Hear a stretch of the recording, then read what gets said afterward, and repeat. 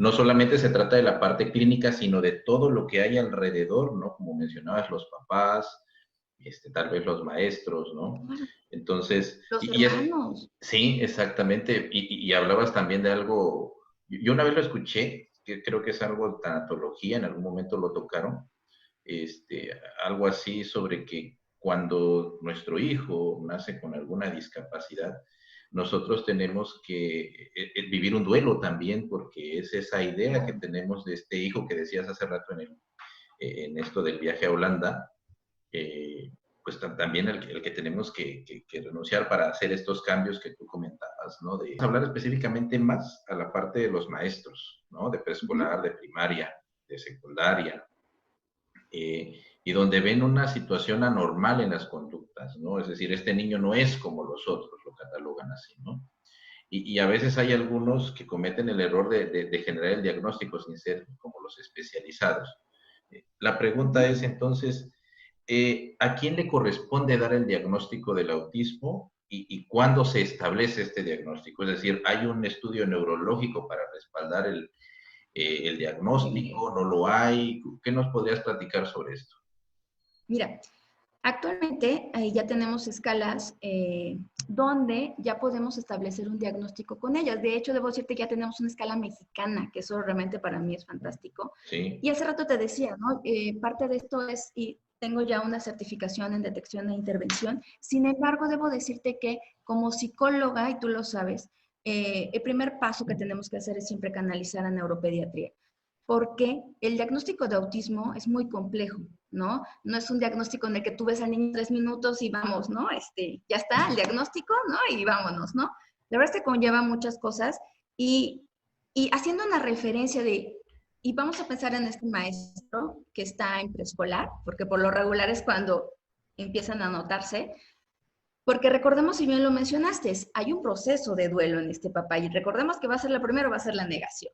Y entonces, pues mi hijo es el más hermoso, es el mejor educado, es el más lindo, ¿no? Y entonces, pues cuando la maestra de preescolar llega y me dice, oiga, es que no juega con los demás, es que no se queda sentado, es que deambula por la escuela, es que no sigue indicaciones, es que no voltea cuando le digo su nombre, ¿no? Es que tiene algunos movimientos con las manitas, es que no soporta tocar el resistol, no, bueno, en fin, y N cantidad, ¿no? Vamos a encontrar a papás, como en todo diagnóstico, no solo en autismo, ¿no? La verdad es que cuando llega con un diagnóstico, sea cual sea discapacidad, sea cual sea, obviamente no vamos a decir, ay, sí, qué bueno, ¿no? No, la verdad es que vamos a decir, a ver, espérate, ¿no? Lo primero es que va a pasar es que sí vamos a decir, a ver, vamos a tener a papás muy complicados en este sentido de va a haber una negación tan fuerte que no vamos a permitir escuchar, ¿no? Vamos a bloquear. Y ahí empieza el trabajo difícil del maestro, ¿no? Porque donde este maestro se atrevió para empezar a decir, oiga señor, oiga señora, observo, hemos visto, ¿no? Lo hemos comentado, ¿no? Y la mamá te dice, no. Y entonces el maestro se queda así de, Sí. ok, ¿ahora qué hago, no? O sea, porque se supone que era mi apoyo, ¿no? Desde ahí, la verdad es que mi reconocimiento a todos los maestros.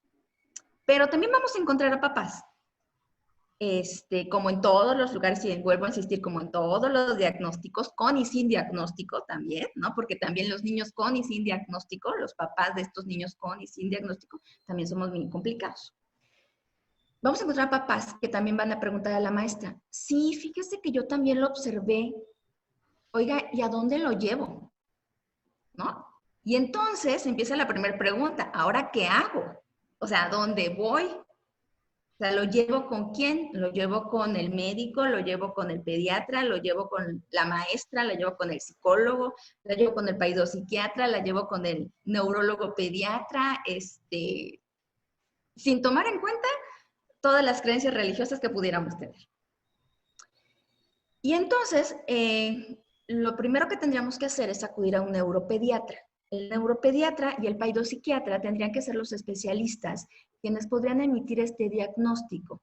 Y tú me podrías cuestionar, me podrías decir, oye Carla, pero pues tú eres psicóloga y ya tienes esta certificación. Sí, pero acordémonos que tenemos que hacer un diagnóstico diferencial, donde tenemos que ver esta neurología y tenemos que ver esta parte cerebral donde no haya otra cuestión, neurológicamente hablando, que me pudiera estar justificando cada uno de estos síntomas que estamos observando, ¿no? Desde que no sabemos si hay una maduración, ¿no? Cerebral correcta, desde no sabemos si hay un tumor, desde no sabemos cuestiones neurológicas donde va a ser necesario pedirle a los papás un electroencefalograma, donde va a ser necesario pedirle a los papás una tomografía, simple o contrastada, dependiendo del caso.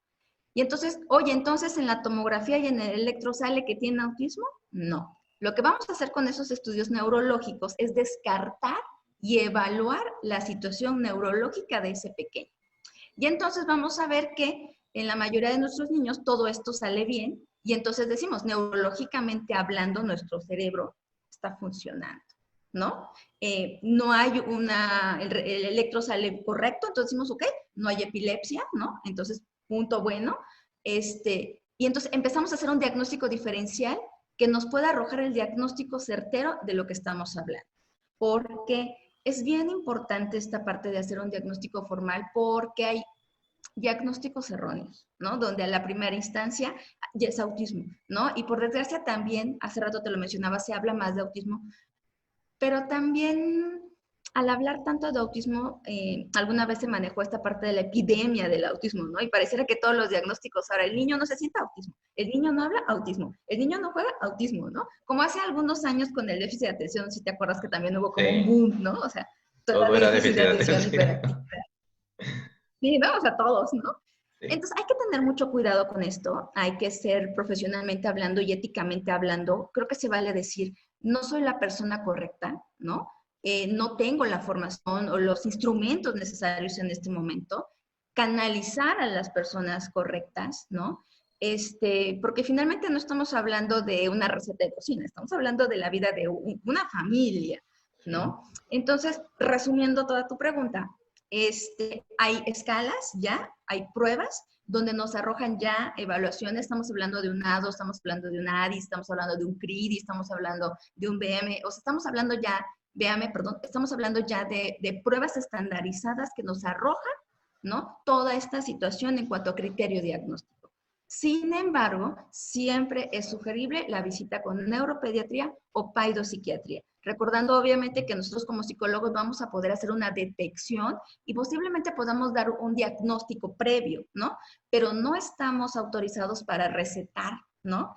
Y es una de las cuestiones es que no todos, pero la mayoría de mis niños y jóvenes a veces es necesario medicar por diferentes situaciones, ¿no?